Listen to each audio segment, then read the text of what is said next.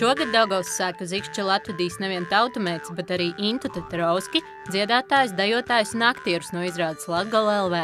Tiekamies 5. jūlijā 2020. Ikšķilas aizstrādē svētku koncertā Piestātnē Jānis Peters, kā arī aktivitātēs Daugavmalā visas dienas garumā.